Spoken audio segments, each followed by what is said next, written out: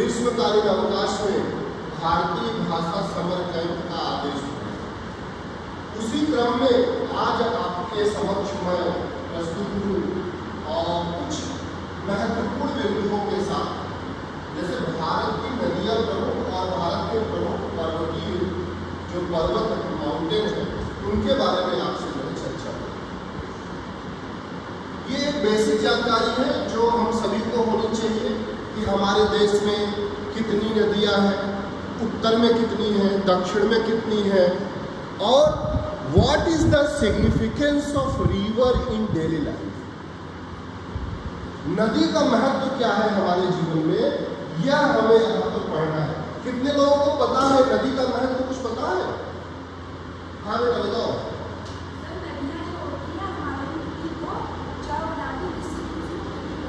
नदियाँ हमारी मिट्टी को उपजाऊ बनाती हैं। क्या नदियों का कुछ और महत्व है हमारे जीवन में?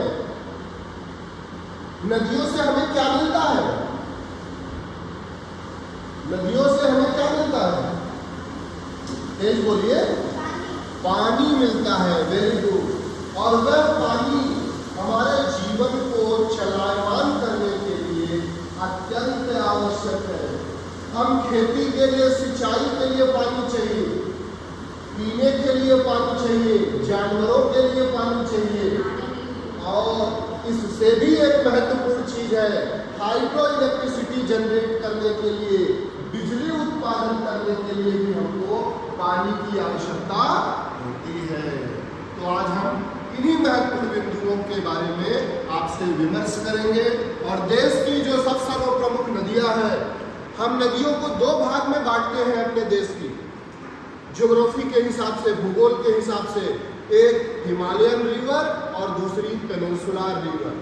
हिमालयन रिवर वो रिवर्स होती हैं जिनका ओरिजिन कहाँ है?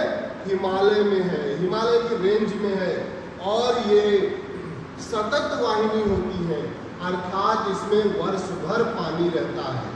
और इनके जल का स्रोत क्या होता है? हाँ बेटा, ice melting. Very nice. What's your good name? Abhilash. Very nice. Abhilash ने बताया कि इन नदियों के जल का स्रोत बर्फ होती है। आपको क्या पता है, हिमालय में बहुत सारी ऐसी चोटियां हैं जो लगभग बर्फ से ढकी हुई है, जहां बर्फ ही बर्फ है। और उसका सबसे बड़ा कारण क्या है? हिमालय का अल्टीट्यूड, हिमालय की ऊंचाई।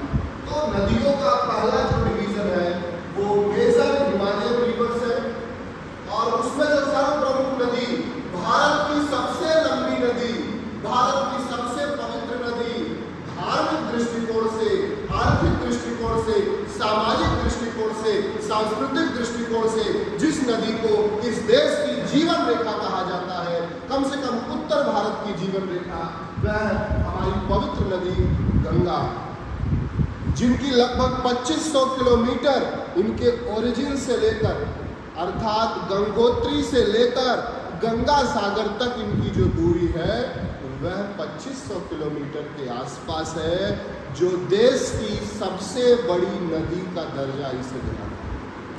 आपको एक जानकारी और बता दें, गंगा देश की वो एकमात्र ऐसी नदी है जिसको लाइव एंटिटी का दर्जा मिला हुआ है, जीवित सजीव दर्जा मिला है। देश की माननीय सर्वोच्च न्यायालय ने ये दर्जा दिया है। इसका अर्थ क्या हुआ? हमें गंगा को स्वच्छ रखना है। गंगा में बहुत सारे जीव रहते हैं, और एक बहुत ही फेमस मछली है डॉल्फिन। नाम सुने हो? डॉल्फिन।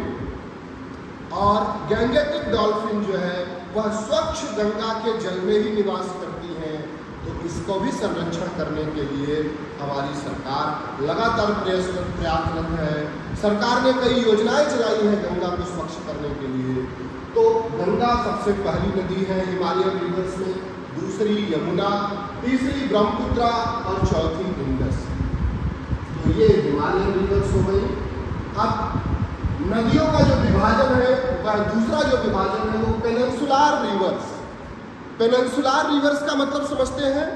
पेनिनसुलर को हिंदी में बोलते हैं प्रायद्वीप, और प्रायद्वीप उस भू आकृति को कहते हैं, उस लैंडफॉर्म को कहते हैं जो तीन तरफ से पानी से घिरा हो, एक तरफ से भूमि से जुड़ा हो और तीन तरफ से पानी वाटर बॉडी मास से सराउंडेड हो, ऐसे लैंड फॉर्म को हम क्या बोलते हैं?